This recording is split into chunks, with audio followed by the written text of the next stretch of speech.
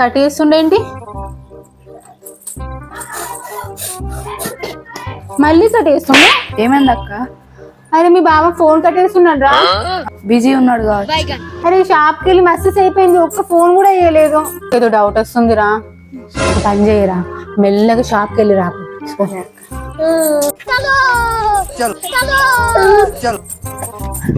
అయితే షాప్ లో లేడు, షాప్ అయితే క్లోజ్ ఉన్నది.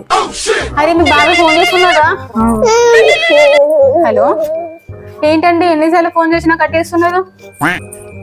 అవునా, షాప్ లో ఉన్నారా? బిజీ ఉన్నారా?